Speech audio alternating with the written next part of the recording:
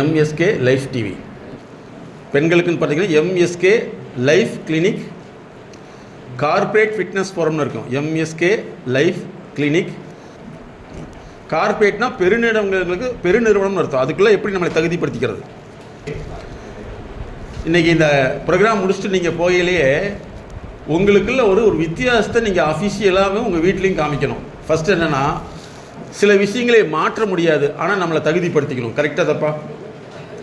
வெயிலை மாற்ற முடியாது, கொடை பிடிச்சிக்கலாம். கரெக்டாக? வெயிலை தாங்க முடியாது, ஏசி போட்டுக்கலாம். அது மாதிரி நீங்கள் இனிமேல் என்ன செய்யணும்னா, உங்களுடைய உதாரணத்துக்கு ஸ்டோருக்கு போகிறீங்க, அங்கே பொருள் டிமாண்ட் இருக்குது அல்லது பொருள் இல்லைன்னா நீங்கள் உங்களை ஸ்டோருக்கு அனுப்புகிறவங்க விட தகவல் கொடுத்துருங்க. சரி, 4 தடவை போய் அங்கே நடக்கல அப்படின்னா அவங்களுக்கு இன்ஃபர்மேஷன் கொடுங்க. நீங்கள் உங்களை வருத்திக்கக்கூடாது. நம்பர் 1 என்ன, நீங்கள் உங்களைய கஷ்டப்படுத்திக்க கூடாது. தகவலை கொடுங்க. உங்களுடைய கிளைண்ட்டுன்னு சொல்லக்கூடிய கஸ்டமர் அல்லது கன்சியூமர் கேட்குறாங்கன்னா அவங்களுக்கு தகவல் கொடுங்க. இந்த தகவலை நீங்கள் கரெக்டாக கூப்பிட்டு வந்தீங்கன்னா உங்களுக்கு ப்ரெஷர் கம்மி. தகவலை கொடுத்தாலும் ப்ரெஷர் வருதுன்னா கவலைப்படாதீங்க. தகவல் கொடுத்துட்டீங்கிறத மட்டும் நினச்சிங்க. இல்லாததுக்கு நீங்கள் எதாவது செய்ய முடியுமா? இல்லையா? இப்போ ஃபஸ்ட்டு நீங்கள் என்ன செய்யணும்னா, ஃபஸ்ட்டு உங்களுக்கு மேல் அதிகாரிகள் உயரதிகாரிகள் சொல்லக்கூடியதை இம்ப்ளிமெண்ட் பண்ணுங்கள். அங்கே போய் செய்கிற இடத்துல இல்லைங்கிற பட்சத்தில் தகவலை கொடுங்க. மறுபடியும் இங்கே சொல்கிறப்ப தகவல் கொடுங்க. அடிக்கடி உங்களுக்கு ஃபோனுக்கு வருதுன்னா அந்த ஃபோன் அவங்களுக்கு வந்த ஃபோனுடைய ரிஃப்ளெக்ஷன் அப்படியே நீங்கள் அப்படிங்கிற உணர்ந்துட்டிங்கன்னா நீங்கள் இந்த ப்ரோக்ராமுக்கு முன்னாடி உங்களால் ஃப்ரீயாக இருக்க முடியும். முயற்சி பண்ண முடியுமா? ஏன் அப்படின்னா, உங்களுக்கு ஒரு ப்ரெஷர், அவங்களுக்கு எத்தனை ப்ரெஷர் இருக்குதுன்னு நமக்கு தெரியாது. அப்போ ஏதோ ஒரு வகையில் நம்ம ஒருத்தர் இன்னொருத்தர் சார்ந்து தான் வாழ்ந்துட்டுருக்கோம். அதனால் இதை நீங்கள் மனசில் வச்சுக்கணும். ஓகேவா? அதுக்கடுத்து உங்கள் ஃபேமிலி மெம்பர்ஸோட ஃபஸ்ட்டு ஹாப்பியாக இருக்கிறதுக்கு முயற்சி பண்ணுங்கள். அவங்களுக்கு ஹாப்பியாக இருக்குன்னு என்னென்னு தெரியாது. ஏன்னா அவங்க பக்கத்து வீட்லேயோ அல்லது நிறைய தவறான தகவல்கள் அது ஊடகத்தின் மூலமாக ஏதோ ஒன்று கேட்டு வாழ்க்கைன்னா இப்படி தான் நினச்சிருப்பாங்க. ஆனால் வாழ்க்கைங்கிறது இவ்வளவு சிக்கலை தாண்டி தான் பணம் வருதுங்கிறது அவங்களுக்கு தெரியாமல் இருந்திருக்கும். ஸோ இனிமேல் உங்களை மாற்றிக்கலாமா? அதே மாதிரி எங்கே போனாலும் முன்னாடி போங்க. அதாவது எத்தனை பேர் கதை புக்கு படிக்கக்கூடிய பழக்கம் இருக்குது? கொஞ்ச நாளைக்கு, எத்தனை நாளைக்கு முன்னாடி? வெரி குட், பரவாயில்லையே. 1 மாதத்துக்கு முன்னாடி படிச்சு என்ன புக்கு? என்ன நாவல்? என்ன பேர்? ஒரு மாதத்துக்கு 100 ரூபா செலவு பண்ணி புரியாத புஸ்தகத்தை வீட்டில் கொண்டு போய் வாங்கி வைங்க. புரியாத, அது இங்கிலீஷாக இருக்கட்டும், சரியா? வாங்கிட்டு படிக்க தெரியுதோ இல்லையா, படிக்கிற மாதிரி நடிங்க. இதனால் என்ன பெனிஃபிட்டு? இல்லை, குழந்தைகளுக்கு அது பார்க்கட்டும். ஏன்னா நீங்கள் ஃபோன் வச்சு பார்க்குறது அந்த குழந்தைக்கு என்டர்டெயின்மெண்ட் தெரியும், சரியா? 1. அதுக்கடுத்து குழந்தைகளை எப்போவே ப்ரொஃபஷனலோட இன்ட்ராக்ட் பண்ண வைங்க. அப்போ தான் வாழ்க்கையில் எந்த பிரச்சனையும் இருந்தாலும் அது சால்வ் பண்ணிடும், சரிங்களா? ஸோ இனிமேல் வீட்டில் போகணுன்னா உங்கள் ஆஃபீஸ் போகணுன்னா நீங்கள் ரெஃப்ரெஷ் ஆகிட்டீங்கிறத உங்களை வெளிப்படுத்த தெரிஞ்சுக்கணும். வெளிப்படுத்தினா வேலை அதிகமாக கொடுத்துருவாங்களோன்னு பயப்படக்கூடாது. ஏன்னா இன்றைக்கி ஹாஸ்பிட்டல் போனீங்கன்னா இதே சூழ்நிலை தான் அங்கேயும் இருக்குது. ஒரே நாளில் 4 சர்ஜரி பண்ண வேண்டியது இருக்குது. ஒரே நாளில் 4 பேருக்கு பண்ண வேண்டியது இருக்குது. அத்தனையும் அவங்க எப்படி பார்க்குறாங்க? சந்தோஷமாக தான் பார்க்குறாங்க. ரொம்ப முடியாதவங்க தான் கடிஞ்ச மாதிரி இருப்பாங்க. பட் அவங்க ரொம்ப நாளைக்கு இருக்க முடியாது, அதுக்கப்புறம் ஷிஃப்ட் பண்ணிடுவாங்க. ஸோ இனிமேல் நம்ம எப்படியோ அப்படி தான் உலகம். ஒரு சின்ன எக்ஸாம்பிள் மட்டும் சொல்கிறேன். ஒரு பெரிய டெக்ஸ்டைல் இண்டஸ்ட்ரி எங்களை கூப்பிட்றாங்க. இண்டஸ்ட்ரியில் நிறைய லாஸ் ஆகுதுன்னு சொல்கிறாங்க. நாங்கள் ஒரு 3 மந்த் எல்லா டிபார்ட்மெண்ட்டை ஸ்டடி பண்ணிவிட்டு ஒன்றை கண்டுபிடிச்சோம். எவ்வளோ லாஸ் ஆகுது அப்படின்னா, எப்படி ஒரு நாளைக்கு ஒரு 1000 பீஸ் ஜட்டி பனிகள் மொத்தம் 1000 பீஸ் லாஸ் ஆகுது. 1000 பீஸ் லாஸ்னால் எவ்வளோ சார் வரும்? ஒரு ஜட்டி கணக்கு போடு, ப்ரொடக்ஷன் எவ்வளோ வரும் ஒரு நாளைக்கு? ஒரு ஜட்டி எவ்வளோ இருக்கும்? 90. வேண்டாம், நீங்கள் பாதி ஓடுங்க. 45 ரூபா இன்ட்டு 1000னா இல்லை, 45 இன்ட்டு 1000 47. இது யார் எங்கேயும் எது சொன்னாலும் அக்செப்ட் பண்ண முடியாது, எங்கேயும் கண்டுபிடிக்க முடியல. நாங்கள் எல்லாம் ஸ்டடி பண்ணிவிட்டு ஒரே ஒன்றை கண்டுபிடிச்சோம். இந்த கட்டிங் பண்ணுறாங்கல்லவா, கட்டிங் பண்ணுறவங்க வந்து கிட்டத்தட்ட வந்து ஒரு பிளேட் ஒரு துணி வந்து ஒரு 50 துணி 60 துணி போடுவாங்க, போட்டு கட் பண்ணுவாங்க. இந்த போடுற ஆள் என்ன பண்ணுறாரு, அவசர அவசரம் போட்டு எண்றதில்லை. ஒரு ரோலை போட்டுவிட்டு எண்ணினா போச்சு 1000 பீஸ் போச்சுக்கலாம். இதை போய் நாங்கள் ஃபைண்ட் அவுட் பண்ணிட்டோம். ஃபைண்ட் அவுட் பண்ணிவிட்டு டைரெக்டாக ஃபைண்ட் அவுட் பண்ணல. இந்த மாதிரி ஒரு ப்ரோக்ராமில் நீங்கள் வேலை செய்கிறப்போ ஒழுங்காக செய்யுங்க, அதில் உங்களுக்கு தெரியலன்னா நீங்கள் கன்சல்டன்சி எடுத்துக்கங்க, இல்லைன்னா இதே மாதிரி உங்கள் வாழ்க்கையில் நடந்ததை நீங்கள் மாட்டிக்குவீங்கன்னு சொன்னோம். இது சொன்னோன்னே கொஞ்சம் நேரத்தில் இந்த மாதிரி டீ சாப்பிட போகிற பின்னாடி அழுதுகிட்டே வந்தார். சார் நீங்கள் சொன்ன முன்னாடி எனக்கு ரொம்ப கஷ்டமாக இருக்குது சார், நான் என்னென்ன இதே மாதிரி வாழ்க்கையில் நடந்துச்சு, நான் என்ன நடந்துன்னு கேட்டேன். நான் எதுவுமே அவசர அவசரமாக செஞ்சுமே கண்டுக்க மாட்டேன். ஒரு தடவை வந்து வீட்டில் அவங்க மிஸ்ஸஸ்க்கு மருந்து வாங்கிட்ட சொன்னாங்க.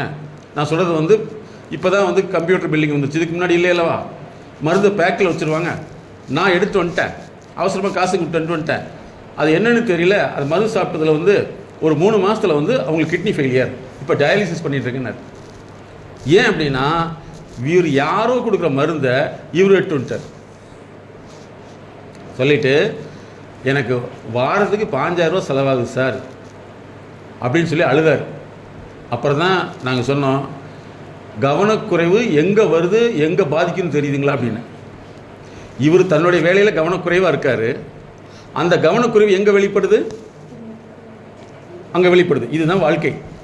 அதனால் நீங்கள் வந்து யாருக்காக வேலை செய்கிறதே கிடையாது, உங்களுக்காக தான் வேலை செய்கிறீங்க. நாங்கள் எங்கள்கிட்ட வரக்கூடியவங்களுக்கு 100% 1000 டைம் அதிகமாக சப்போர்ட் பண்ணிடுறோம். இன்றைக்கி நான் வெளிநாடு போகிறேன்னா யாருமே என்னுடைய சொந்த காசு செலவு பண்ணி போகிறதே கிடையாது. எல்லாம் உங்களை மாதிரி எங்கள் ப்ரோக்ராமை டெவலப் பண்ணவங்க, அந்த ப்ரோக்ராம் மூலம் சக்ஸஸ் பண்ணவங்க தான் எனக்கு வந்து 1 லட்சம் 2 லட்ச ரூபா டிக்கெட் போட்டு கூப்பிட்றாங்க, சார் நீங்கள் வாங்க எங்கள் இண்டஸ்ட்ரிக்குன்னு சொல்லிட்டு. இதுதான் நம்ம பண்ணுறது. ஸோ இன்னிலிருந்து இந்த MSK ப்ரோக்ராமுக்கு முன்னாடி வந்து உங்களுடைய இயல்புத்தன்மையை மாற்றுங்க. உங்களுடைய வேலை கஷ்டங்கிறத வந்து நம்முடைய திறமையை அதிகப்படுத்தின வேலை சுலபம். உங்களை திட்டாமல் உலகத்தில் யாருமே கிடையாது. திட்டக்கூடாமல் ஒரு வேலையை செய்யவே முடியாது. நீங்கள் தனியாக கம்பெனி ஆரம்பிங்க, கஸ்டமர் உடனே சிரிச்சுட்டு வாங்கிட்டு போவாங்களா? என்ன செய்வாங்க? அப்பவும் கமாண்ட், அந்த கமாண்டை நீங்கள் எப்படி எடுத்துக்கிறீங்கிறது தான் கஸ்டமர் கேர்னு தேவை. அதனால் நீங்கள் இனிமேல் வந்து உங்கள் வேலையை பளுவாக நினைக்கணுமா வலுவாக நினைக்கணுமா? வலுவாக நினைக்கணும். உங்களுக்கு அங்கீகாரம் வந்து கிடைக்கலன்னு கவலைப்படாதீங்க, ஒரு நாள் நிச்சயமாக அங்கீகரிக்கப்படுவீர்கள். ஏன்னா நாங்கள் நிறைய பேர்த்துடைய ஹிஸ்ட்ரி பார்க்குறோம். 20 வருஷத்துக்கு முன்னாடி ஒருத்தன் பாட்டு பாடி அட்ரஸ் இல்லாமல் சாதாரணமாக ஒரு புரோட்டா கடையில் வேலை செய்கிறாப்புல, அன்றைக்கி 20 வருஷத்துக்கு முன்னாடி பாடின பாட்டு இன்றைக்கி அவர் உலகம் ஃபுல்லாக காமிச்சிருச்சு. பார்த்துருப்பீங்க. 20 வருஷத்துக்கு முன்னாடி செஞ்சது இன்னைக்கு இதே தப்பு செஞ்சுருந்தான். ஒன்றும் இல்லை, கேரளாவில் ஒரு இன்சிடெண்ட்டு. 20 வருஷத்துக்கு பின்னாடி, கிட்டத்தட்ட 20 வருஷத்துக்கு முன்னாடி அவர் சரண்டர் ஆகிறார். என்னென்னா, நண்பரோட போயில் ஒரு சண்டை பண்ணி அந்த நண்பரை வந்து ஆற்றுல அடித்து கொண்டுட்டார். அது பார்த்துட்டு கடைசியில் வந்து அந்த சமயத்தில் என்னாச்சு, இது வந்து ஆற்றுல விழுந்துட்டு தான் போனதுன்னு ப்ரூவ் பண்ணி விட்டுட்டாங்க. ஆனால் இவர் 20 வருஷமாக தூக்கம் இல்லை, குற்ற உணர்வு கொன்று எரியுது, வேறு வழியே இல்லைன்னு போய் சரண்டர் ஆகிறார். நான் தான் செஞ்சேன்னு சொல்லிட்டு. பார்த்தீங்களா? 20 வருஷமாக உழைத்தவருக்கு 20 வருஷத்துக்கு முன்னாடி ஒரு வாய்ப்பு, 20 வருஷத்துக்கு முன்னாடி செஞ்சவருக்கு அதே தண்டனை. இந்த உலகத்தை பொறுத்தல வந்து நீங்கள் அற்புதமான வேலையை செய்கிறீங்க, உங்களுக்கு வாய்ப்பு கிடைக்கும். ஆனால் உங்களை சுற்றி உள்ளவங்களை மேடம் சொன்னாங்க, ப்ரொஃபஷனல் இல்லாதவங்கள்ட்ட நீங்கள் கன்சல்டேஷன் எடுத்தீங்கன்னா அவங்க அதை குழப்பி விட்டு உங்களை கன்ஃபியூஸ் பண்ணி விட்டு உங்களை ஒன்றும் இல்லாமல் பண்ணிடுவாங்க. ஏன்னா உங்களுக்கு வெற்றி பெறது அவங்களுக்கு தெரியாது. நீங்கள் ஆறுதலுக்கு தான் போகிறீங்க, அறிவியலுக்கு போகிறது கிடையாது. ஆறுதல் வேறு, அறிவியல் வேறு. அப்போ இனிமேல் வந்து உங்களுடைய ஒர்க்கில் வந்து இன்வால்மெண்ட்டாக செய்யுங்க. நீங்கள் எங்கே போனாலும் சரி முதலடியாக போங்க. அவமானத்துக்கு நீங்கள் தயாராகுங்க, அவமானத்துக்கு தயாராகுங்க. அன்னைக்கு ஜெயிச்சிருவீங்க. யாருமே வந்து நான் அவமானப்படக்கூடாதுன்னு நினைக்கிறாங்களோ அவங்களுக்கு தான் நிறைய வியாதிகள் வருது. அதில் ஒரு வியாதி தான் கேன்சர். ஏன்னா யாரும் என்ன தப்பாக சொல்லிக்கூடாது. 4 பேர் என்ன நினைப்பாங்க, ஐயோ அப்படி ஆயிருமோ இப்படி ஆயிருமோ. கிடையவே கிடையாது. 4 பேர் சொன்னால் மட்டும்தான் நீங்கள் டெவலப் ஆவீங்க. நாங்கள் இமிடியேட்டாக எங்களோட நிறுவனம் வந்து இங்கிட்ட வரவே இல்லை. 25 வருஷமாக நான் ஒர்க் பண்ணியிருக்கோம். 25 வருஷம் உடனே வந்து இந்த மாதிரி படிப்புக்கெல்லாம் வரலைன்னா ஒரு கன்சல்டேஷன் இருக்குதுன்னு சொல்கிறப்ப உலகம் எங்களை ஏற்றுச்சா? ஏற்றுக்கவே ஏற்றது. ஏன்னா அவங்களுக்கும் பிஎட் சைக்காலஜின்னு ஒன்று இருக்குது. ஆனால் இப்படி ஒன்று இருக்குதுன்னு படிச்சிருப்பாங்க. ஆனால் அது அவங்களுக்கு சிலபஸ் தானே தவிர வாழ்க்கைன்னு தெரியவே தெரியாது. லாஸ்ட்டு வந்து கல்லூரி பேராசிரியர்களுக்கு எங்களுடைய ப்ரோக்ராம் நடத்தினாங்க. சரியா? கிட்டத்தட்ட 38 காலேஜ் சேர்ந்தவங்களுக்கு எங்களுடைய ப்ரோக்ராம். அவங்க சொல்கிறாங்க இப்படி ஒன்று இருக்குன்னு இப்போ தான் சார் தெரியுமாங்க. யார்? கல்லூரி பேராசிரியர்கள். சரியா? புதிய விஷயங்கள் எப்பவுமே பொதுமக்களுக்கு வராது. புதிய விஷயங்கள் பொதுமக்களுக்கு வராது. ஸோ இன்னிலிருந்து நீங்கள் சாதனை மாணவர்களாக மாறிடலாமா அல்லவா? வீட்டில் போடணும், நல்லா ஹாப்பியாக ஃபஸ்ட்டு உங்கள் வீட்டில் போடணும், எக்ஸ்ப்ரெஸ் பண்ணுங்கள். உங்களுடைய தவறுகளை நீங்கள் ஏற்றுக்கொண்டு விட்டால் அடுத்தவங்களை டீல் பண்ணுறது ஈஸி. நீங்கள் தவறுகளை நிராகரிக்கும் பொழுது தான் அடுத்தவங்க உங்களை டாமினேட் பண்ணுவாங்க. ஸோ இன்னிலிருந்து உங்கள் வீட்டில் போய் எல்லாம் ஹாப்பியாக இருங்க, குழந்தைகிட்ட ஹாப்பியாக இருங்க. அதே மாதிரி இன்னொன்று, மேடம் ஒரு விஷயத்தை நோட் பண்ணாங்க, சீரு செய்யணுங்கிற பேரில் கடன் வாங்கி மாட்டிக்காதீங்க. உதவி செய்யணுமா, 1 லட்சம் கூட செஞ்சுடுங்க. ஏன்னா நீங்கள் 1000 ரூபா செய்வீங்கன்னா அவங்க 1500 ரூபா செய்வாங்க, அதுக்கு நீங்கள் 2000 ரூபா செய்வீங்க. இது என்ன ஆகிடும், மேலே ஏறிக்கிட்டே போயிடும். நாளைக்கு பத்திரிக்கை பார்த்தாவே ஹார்ட் அட்டாக் வந்துடும் இல்லையா? உதவி செய்யணுமா, காதுங்காது வச்ச மாதிரி செஞ்சுட்டு வந்துடுங்க. ஆனால் இந்த மொய்கிற ஒரு குடும்ப சூழலுக்குள்ளே போயிடாதீங்க. அதே மாதிரி இந்த முறமாமே இந்த மாதிரியான சம்பிரதாயங்களை வச்சுக்கிட்டிங்கன்னா அது மிகப்பெரிய சிக்கலாக ஒரு சிலருக்கு உருவாக்கிறது. அதனால் நீங்கள் அதை ஃப்ரீயாக இந்த ஜென்ரேஷன் மாதிரி மாற்றிட்டிங்கன்னா நீங்கள் அமைதியாக ஆனந்தமாக இருக்க முடியும். ஸோ இன்னையில் அப்படி முயற்சி பண்ணிடுவீங்களா? ஸோ வீட்டுக்கு போனோன்னா அதே மாதிரி உங்கள் ஆஃபீஸில் போய் என்ன அந்த ட்ரைனிங் ப்ரோக்ராம் பண்ணி என்னென்னு கேட்டிங்கன்னா நீங்கள் சொல்லக்கூடிய விஷயத்துலேயே அவங்க இன்ட்ரெஸ்ட் ஆகிடணும்.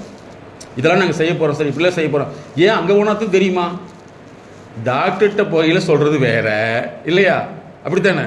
இப்போ ஒரு கம்பத்தில் ஒரு பிரச்சனை இருக்குதுன்னா அது இங்கேருந்து பார்த்தா தெரியுமா? அங்கே போய் பார்த்தா தான் தெரியும்.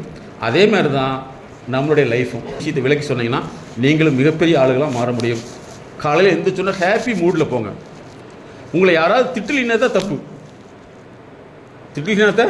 தப்பு. ஏன்னா நம்ம அவங்களை கண்டுக்கலன்னு அர்த்தம் இல்லையா?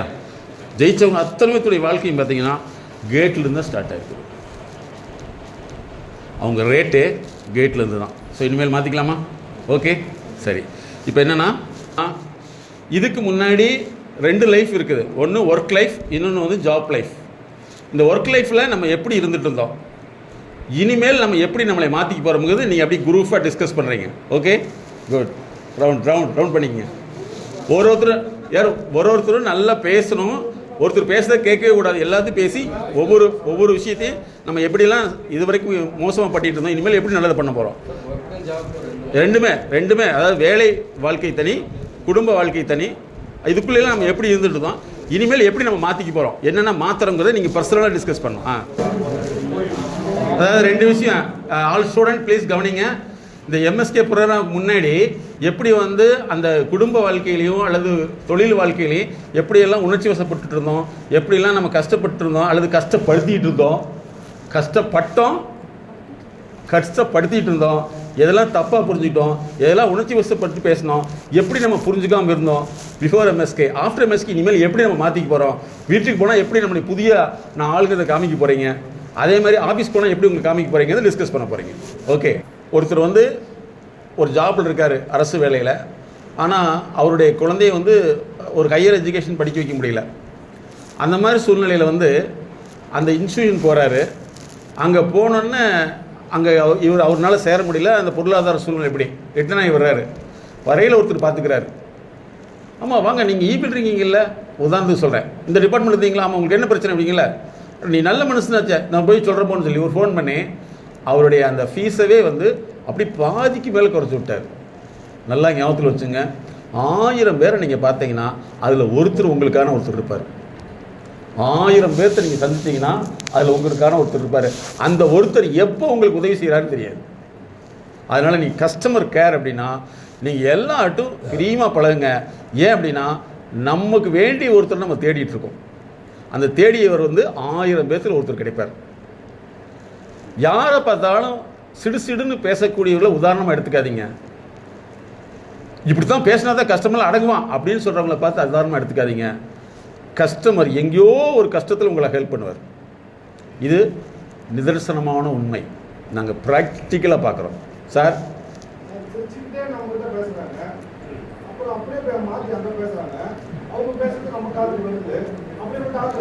Very good. இது எப்பவுமே நல்லா ஞாபகத்தில் வச்சுங்க. நல்ல மனிதர்களை தான் நம்ம தேடுறமே தவிர இந்த மாதிரி வந்து 999 பேர் இருப்பாங்க. 999 பேர் எப்பவுமே வந்து எல்லா விஷயத்திலுமே இருப்பாங்க. குடும்பத்திலையாக இருந்தாலும் சரி, சொந்தக்காராக இருந்தாலும் சரி, உலகத்தை சுற்றி என்ன தெரியுமா பண்ணுவாங்க. இப்போ நாங்கள் ஒரு ஸ்டடி என்ன பண்ணோம்னா, ஏன் இவங்க இப்படி பேசுகிறான்னு கண்டுபிடிச்சா, இவங்க உங்ககிட்ட மட்டும் பேசல, அங்கே வீட்லேயே இப்படி தான் பேசுகிறாங்க.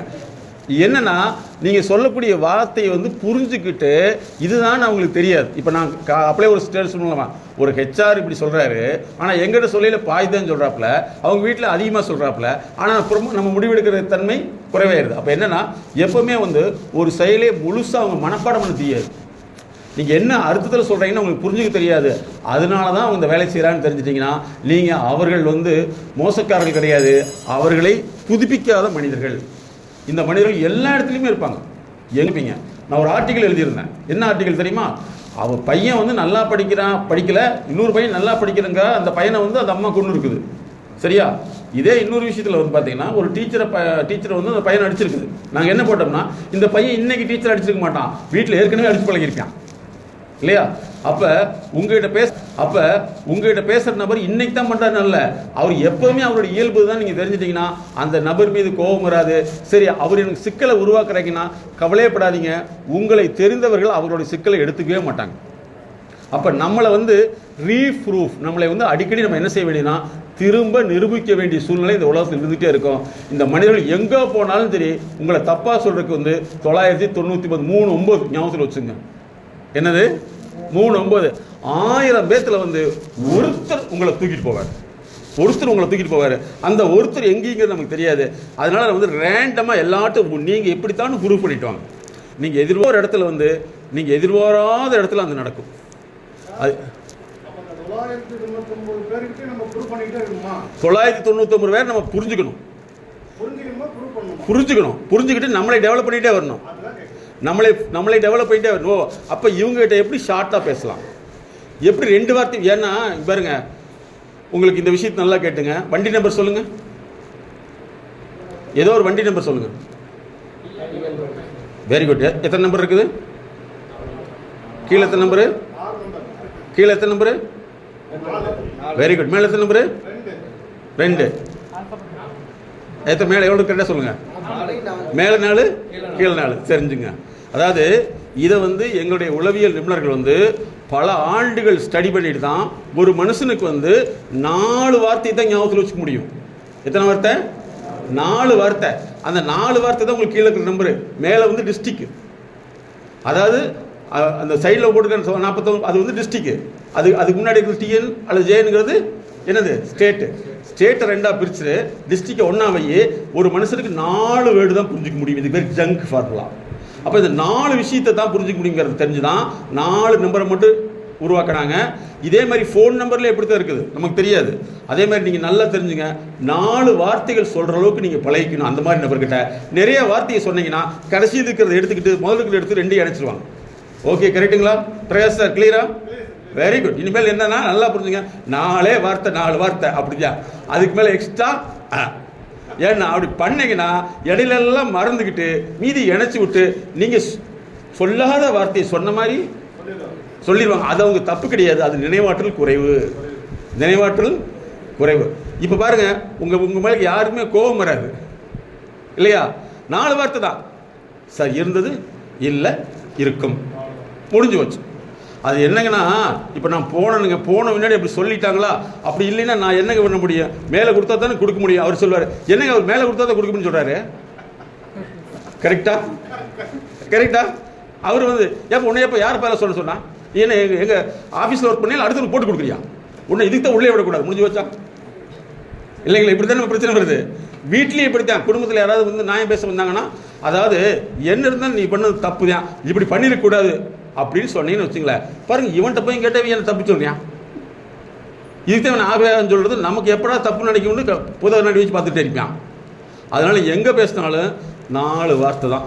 இதுதான் உலகத்தில் எல்லா செயல்பாடுகளும் உளவியல் அடிப்படையில் தான் முடிவு செய்யப்படுது. ஆனால் மக்களுக்கு இது தெரியப்படுத்தப்பட மாட்டாது.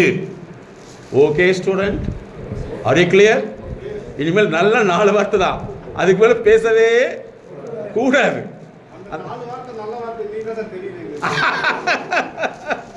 Very good.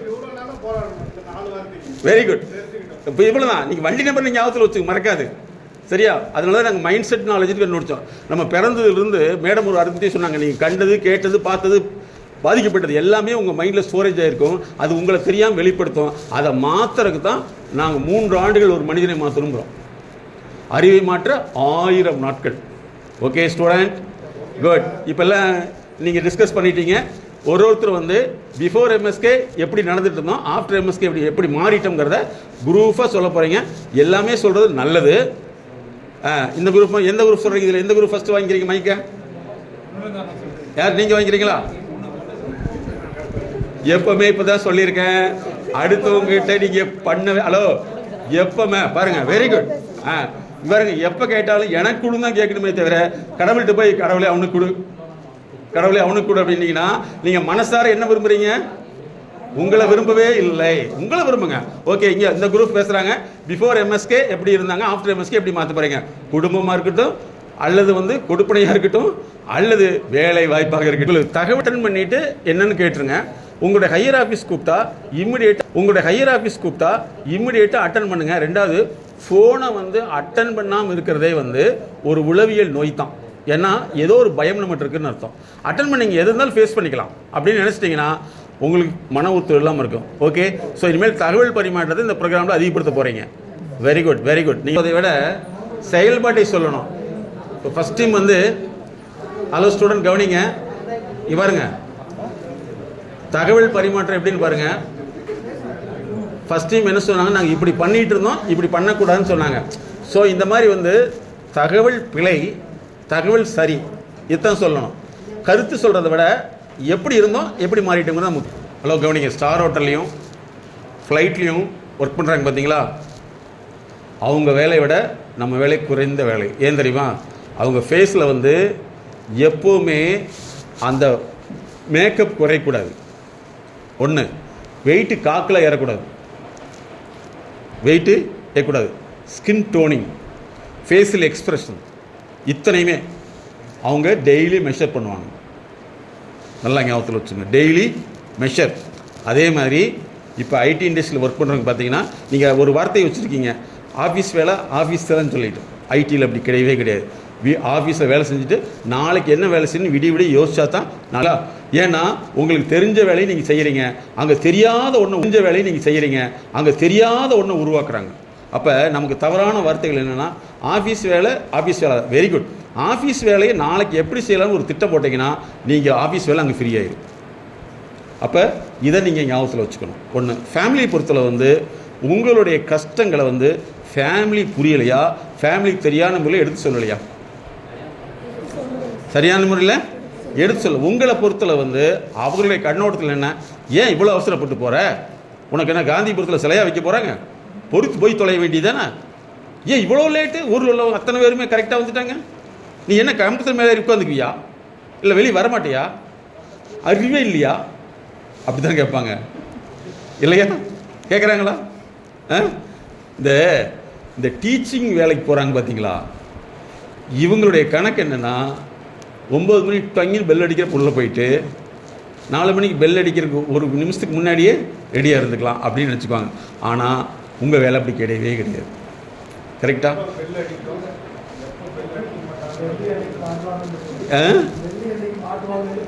உங்களுக்கு வெயிலில் போய் மாற்றதே கிடையாது, பெல்லே பிடிச்சி தூங்கிறாங்க. ஆனால் கண்டிப்பாக உங்களுடைய வேலை வந்து நாங்கள் ஃபுல்லாக தெரிஞ்சிருக்கோம். ஏன் அப்படின்னா, ஒரு எமர்ஜென்சி நடந்துச்சுன்னா 2 டிபார்ட்மெண்ட்டு தான் முக்கியமானது. அதில் முக்கியமான ஒரு உயிர் நாடினா உங்களுடைய துறை தான். ஏன்னா ஒரு ஹாஸ்பிட்டலாக இருக்கட்டும், அல்லது வேறு ஒரு எந்த ஒரு ப்ரோக்ராமாக இருக்கட்டும், அந்த வந்து உங்களுடைய அந்த சப்போர்ட் இல்லை எதுவுமே நடக்காது. அவ்வளோ வேலையை பழுவும் நீங்கள் வலுவாக மாற்றணுங்கிறது தான் முக்கியமான விஷயம். இல்லைன்னா பழு மாறாது, வலு மாறிடும். கரெக்டா இல்லையா? அதை மாற்ற முடியாது, நம்ம மாறி போயிடுவோம். நம்ம மாத்திரக்கு நம்மளை டெவலப் பண்ணுறது தான் இந்த வாழ்வியல் சார்ந்த விழிப்புணர்வு. இதில் வந்து உங்களுக்கு என்ன பிரச்சனைகள் இருந்தாலும் அதெல்லாமே நம்ம சால்வ் பண்ணிக்கலாம். பிரகாசம் கேட்டாங்க ஒரு அருமையான கேள்வி. 999 பேர் நம்ம இப்படி இருக்காங்க, 999 பேர் தப்பாக தான் சொல்லுவாங்க. ஏன்னா அவங்களுக்கு ரைட்டாக சொல்ல தெரியாதே இல்லையா? அவங்க சொல்லியிருந்தாலும் வரவே மாட்டாங்களே. நீங்கள் எப்பவுமே ஹையர் டாப் லெவலில் உள்ளவங்க கிட்ட பேசுனீங்கன்னா 2 வார்த்தை தான் பேசுவாங்க, அத்தனை சுருக்கமாக இருக்கும். ரெண்டாவது, நீங்கள் சொல்கிறத அப்படியே மனப்பாடம் பண்ணுவாங்க. இப்படி ஒரு பார்வை பார்த்தாங்கன்னா அது உணர்ச்சி முதற்கொண்டு மனப்பாடம் பண்ணிடுவாங்க. ஏன் தெரியுமா? இப்போ நாங்கள் வந்து ஹையர் டிஸ்ட்ரிக்ட் லெவலில் 4 டிஸ்ட்ரிக்ட் 5 டிஸ்ட்ரிக்ட் உள்ளவங்களுக்கு பர்சனல் கன்சல்டண்ட்டாக இருக்கும்.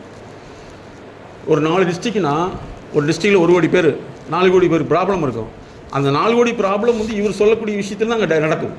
அப்போ அந்த அணுகுமுறை இருக்குது பார்த்தீங்களா, அதுக்கு தாங்க எங்களை மாதிரி உள்ளவங்களை கூடயே வச்சுக்கோங்க. அடுத்து என்ன செய்யணும், அடுத்து என்ன செய்யணும், அடுத்து என்ன செய்யணும். நமக்கெல்லாம் என்ன தெரியும், வேலைக்கு போயிட்டோம் வீட்டுக்கு வா, வேலைக்கு போயிட்டோம் வீட்டுக்கு வா. ஆனால் அவங்க வந்து வேலையையும் வீட்டை எப்படி பார்க்குறாங்கன்னா எப்படி சால்வ் பண்ணலான்னு தான் பார்ப்பாங்க. அதனால தான் அவங்க வளர்ந்துக்கிட்டே இருக்காங்க. அதே மாதிரி இன்றைக்கி வந்து அதிகமாக வந்து குழந்தைகள் வரக்கூடிய பிரச்சனை என்னென்னா, ஒன்று கல்வி சார்ந்த பிரச்சனை, இன்னொன்று காதல் சார்ந்த பிரச்சனை இல்லையா? நிறைய பேர் காதல், இன்னொன்று கல்வி பிரச்சனை. இந்த காதல் பிரச்சனை இருந்துச்சுன்னா அதுக்கு சரியான முறையில் தீர்வு எடுத்துக்குமே தவிர அவங்களுக்கு அட்வைஸ் பண்ணுறதும் தப்பு, அடிக்கிறதும் தப்பு, ஊர் உலகம் சொல்கிறதும் தப்பு. அதே மாதிரி படிப்பு அப்படி தான். படிப்புங்கிறது வந்து பார்த்திங்கன்னா வாசிக்கிறதுங்கிறது வேறு, மனப்பாடம் பண்ணுறதுங்கிறது வேறு, வெளியே எடுக்கிறதுங்கிறது வேறு, ரைட்டிங்கிறது வேறு. படிப்பில் என்னென்ன பிரச்சனை இருக்குதுன்னு நீங்கள் தெரிஞ்சிட்டிங்கன்னா எதிர்கால சந்ததியை இந்த உலகத்துக்காக மாற்ற முடியும். ஏன்னா இப்போ சமீபத்தில் என்ன போட்டிருக்காங்கன்னா, 30 வருஷத்துக்கு முன்னாடி சொன்ன டெஃபினிஷன், 30 வருஷம்னா 1995 90 சொல்லியிருக்காங்க. 25 ஆண்டுகளுக்கு பின்னாடி வரக்கூடிய அனைத்து குழந்தைகளும் வந்து சினிமா நடிகர்களுக்கு ரசிகராகத்தே வருமே தவிர வளர்ச்சிக்கு வராதுன்னு சொல்லியிருக்காங்க. எப்போ? 1990. அதைப்பட பிரபலமான தியோடர் பாஸ்கருங்கிற திரை விமர்சகர் என்ன தெரியுமா சொல்கிறாரு? பெரும்பாலும் திரைப்படத்தை பார்த்து மகிழ்ச்சிப்படக்கூடியவர்கள் ஒரு வகையில் வந்து மனம் பாதிக்கப்பட்ட நோயாளிகள்ங்கிறார். ஏன்னா யாரோ ஹீரோவை இவர் ஹீரோவாக நினச்சிக்கிறார், யாரோ ஒருத்தர் இவர் நினச்சிக்கிறார். இது எப்போ சொல்லியிருக்காரு? அவர் 35 வருஷத்துக்கு முன்னாடி சொல்லியிருக்காரு. அப்போ இதெல்லாம் நம்ம புரிஞ்சுக்கிட்டு, உங்களை மாதிரி உலகத்தில் யாருமே இருக்க மாட்டாங்க. ஏன்னா நீங்கள் பேச்சு வாங்கி திட்டு வாங்கி கஷ்டப்பட்டு மேலே வந்தீங்க, அப்படி தானே? இன்றைக்கி திட்டனா செத்து போயிடறான், ஒத்துக்கிறீங்களா? இன்றைக்கி ஒரு பையனை திட்டனா செத்துறங்கிறான், திட்டாதீங்கிறான். ஆனால் நீங்களாம் எத்தனை விஷயங்களை பார்த்துட்டு நீங்கள் வெளியில் வந்திருக்கீங்க. அதனால் உங்களுடைய பணிங்கிறது மிக சிறந்த பணிங்கிறத முதல்ல நீங்கள் நம்புங்க. உங்கள் வீட்லேயும் போய் நல்லா ஃப்ரீயாக பேசுங்க, டிஸ்கஸ் பண்ணுங்கள். சொந்தக்காரங்கிட்ட வந்து தேவையில்லாமல் பேசுகிறத குறைச்சிங்க. அதுக்கடுத்து உங்களை எல்லாமே டிஜிட்டல் கன்சியூமராக மாற்றிட்டு இருக்காங்க.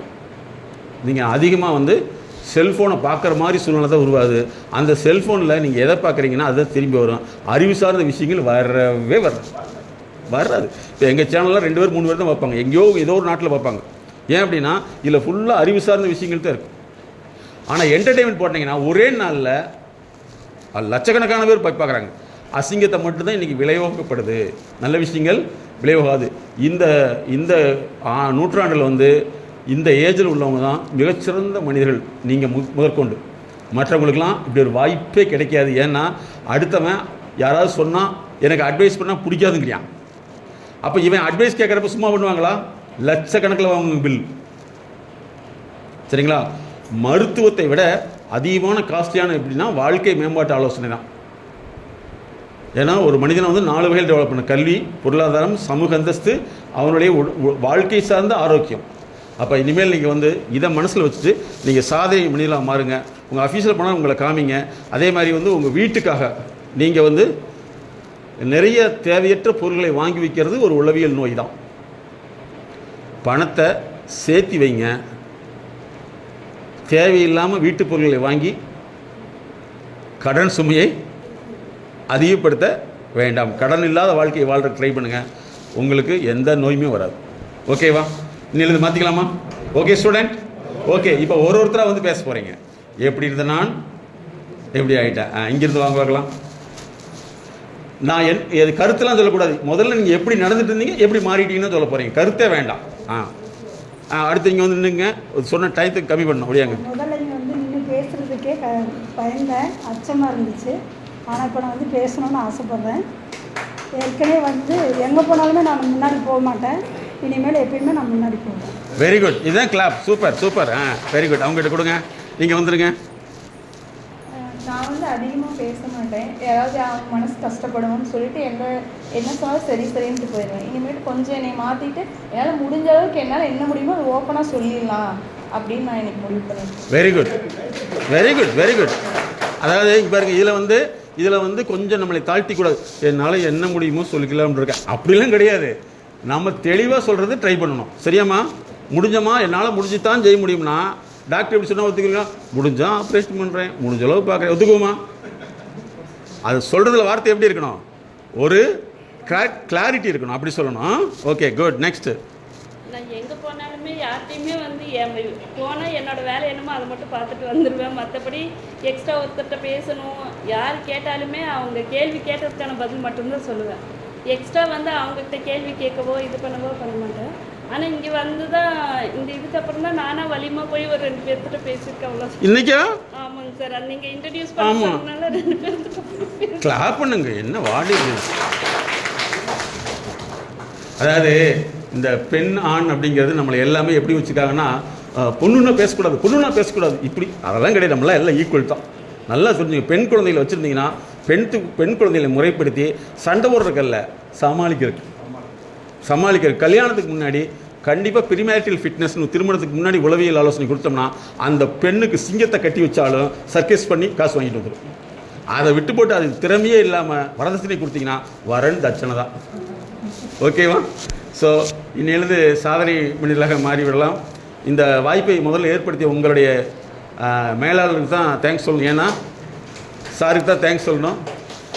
இந்த ப்ரோக்ராம் எப்போ கவர்மெண்ட் முடிவு பண்ணதோ அடுத்த வினாடி எங்கிட்ட அப்பாயின்மெண்ட் வாங்கிடுவார். நீங்கள் எனக்கு அப்ரூவல் கொடுங்க சார்னு சொல்லி நான் ஓகேன்னு சொன்ன வினாடி தான் ஷெட்யூல் அனுப்புவார். ஏன் அப்படின்னா இதுதான் உங்கள் மீது உள்ள அக்கறை. நீங்கள் வந்து சந்தோஷமாக இருக்கணும். உங்கள் நிறுவனத்துக்கு மட்டுமல்லாமல் உங்களுடைய சமூக நிறுவனம் சொல்லக்கூடிய குடும்பத்துக்கு நீங்கள் சிறப்பாக இருக்கணும். அதை விட மிகப்பெரிய விஷயம் நோயற்ற வாழ்க்கை வாழணும்காக தான் இந்த வாய்ப்பை ஏற்படுத்தி கொடுத்த உங்கள் நிறுவனக்கும் சார் அவர்களுக்கும் மிகுந்த நன்றியை தெரிவித்து, அதே மாதிரி எங்களுடைய நிறுவனத்துடைய பெண்களுக்கான உளவியல் நிபுணர் அவர்களுக்கும் நன்றியை தெரிவித்து மீண்டும் சந்திப்போம். தேங்க்யூ. All the best.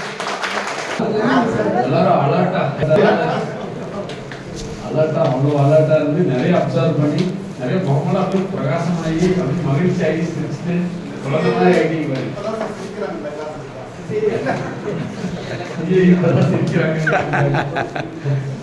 உண்மையிலேயே வந்து ஒரு பெரிய ஒரு வாய்ப்பு. சாரோட செஷன் வந்து அட்டன் பண்ணுறது வந்து ஒரு மிகப்பெரிய ஒரு வாய்ப்பு. நம்மளுக்குள்ள அவர் பேசிட்டு தான் இருப்பார், நம்மளுக்குள்ள பெரிய மாற்றங்களாக அதுதான் அவருடைய கிட்ட. அவருக்குன்னு சொல்லிட்டு ஒரு பவர் இருக்குன்னு சொன்னால் அந்த பவர் இருந்தா அப்ளை பண்ணுவார். முன்னாடி இருந்தால் அவர் பேசிட்டே இருப்பார், நம்மளுக்குள்ள நம்ம சிந்திக்க வச்சுட்டு நம்மளுக்குள்ள ஒரு ஸ்ட்ரைக்காகும், உதயமாகும், நம்மளுக்குள்ள ஒரு மாற்றத்தை ஏற்படுத்தி அந்த மாற்றங்கள் ஆள் மனசுல பதியும். அதுதான் சாருடைய பவர். அதனால வந்து இன்னைக்கு உண்மையிலேயே ஒரு 3 hours வந்து சாரோட செஷன் அட்டன் பண்ணுறது மிகப்பெரிய ஒரு வாய்ப்பு. அவர் சொன்ன கருத்துக்களை குடும்ப ரீதியாவோ அலுவலக ரீதியாவோ மன ரீதியாவோ உடல் ரீதியாவோ என்னென்ன கருத்துக்கள் சொன்னாங்களோ அதை வந்து ஆள் மனசில் பதிய வச்சு அதை விடாமல் நம்ம தொடர்ந்து இன்னைக்கு இருந்து ஃபுல் சார்ஜ் ஆகிடும். நாளைக்கு ஒரு நாள் இருக்கும். ஒரு 2 கான்வர்சேஷன் ஆஃபீஸில் வீட்டில் நடந்துச்சுன்னா எல்லாரும் டைமிங் கீழே இறக்கிடும். அதை விடக்கூடாது. அதை ரீட்டைன் பண்ணி வச்சு நம்ம அந்த தன்மையிலே இருக்கணும், அந்த விழிப்புணர்வுலேயே இருக்கணும். சார் சொன்ன விஷயங்கள் ஆள் மனசில் பதிய வச்சு கட்டாயம் நம்ம வந்து குடும்பத்திலையும் சரி அலுவலகத்திலையும் சரி எல்லா இடத்துலையுமே நல்லா ஒரு எண்ணத்தோட தெளிவாக ஸ்மார்ட்டாக வேலை செய்யறதுக்காகத்தான் சார் வந்து அவரோட ஷெடியூலை நம்மளுக்காக ஒதுக்கி இவ்வளோ தூரம் சிறப்பாக வகுப்பெடுத்திருக்காரு. சார் வந்து இன்னும் மேலும் உலக புகழ் தரணும் அப்படின்னு சொல்லி வாழ்த்தி எல்லாரும் சேர்ந்து ஒரு உற்சாகமான கரவசோட தேங்க்யூ சார். நாளைக்கு பார்க்கலாம் sir. Thank you sir. Thank you. All the best. Thank you sir. Thank you. Thank you Prakash sir.